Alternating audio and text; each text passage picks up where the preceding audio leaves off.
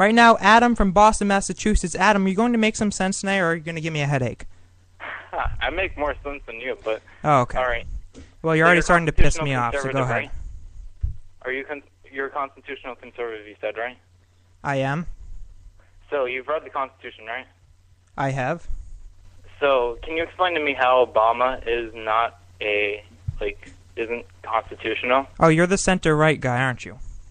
What? You're the guy that called in and said Obama's center-right, aren't you? Yeah. So you want me to explain how Obama's unconstitutional? Yeah. Well, let's start with what he said about the Constitution and the Founding Fathers. Do you know, Adam? No. You don't know. So you've never heard President Obama give his opinion on our founding documents? No.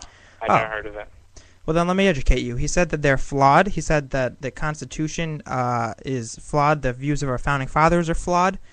And he basically just doesn't agree with the Constitution. So maybe that's a good starting spot.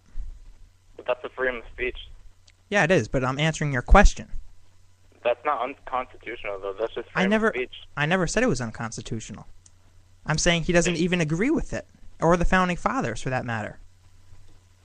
So, he doesn't have to agree with them. But go on. Obamacare? How is that unconstitutional? Because the government... Show me, Adam, you know what? I will send you free government cheese if you can tell me where in the Constitution the government can mandate people to... or force people to buy something. Where does it say they can't? You know what, Adam? You tried this BS argument with me last time. I'm asking you... No! Stop talking for a minute. They can't. It really doesn't say they can't. I know, but it doesn't say they can either.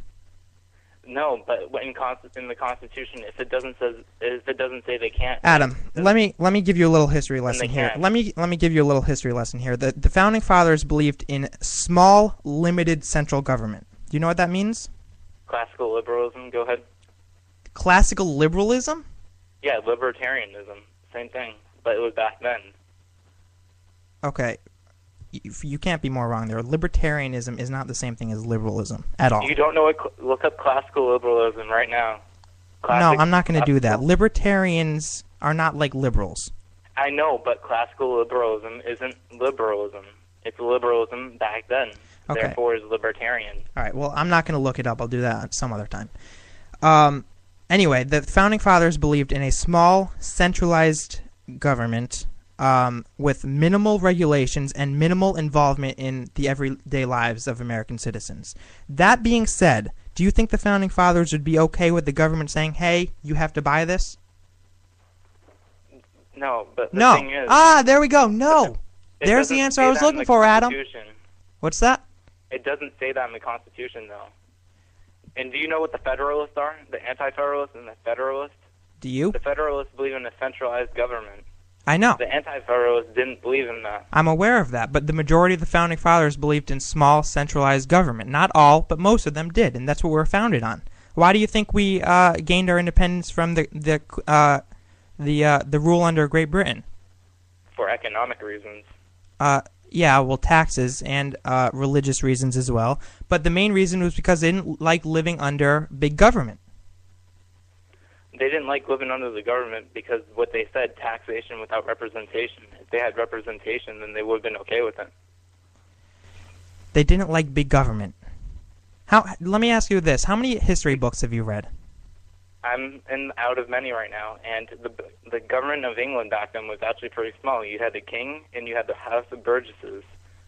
Then why did they fight for independence? Why did they fight for independence? Because they didn't have representation. They had virtual representation.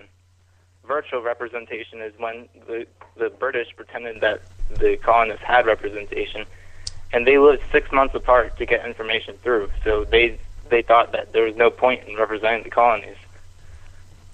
So you're saying that the Founding Fathers really didn't mind the King's rule?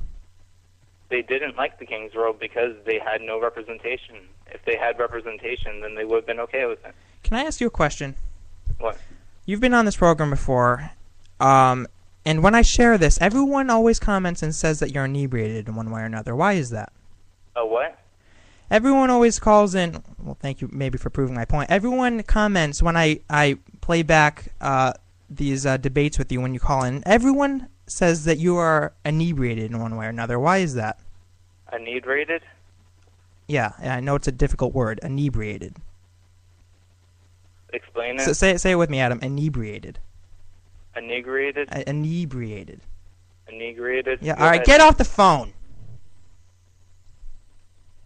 I'm not going to deal with that. Factor Talk Radio.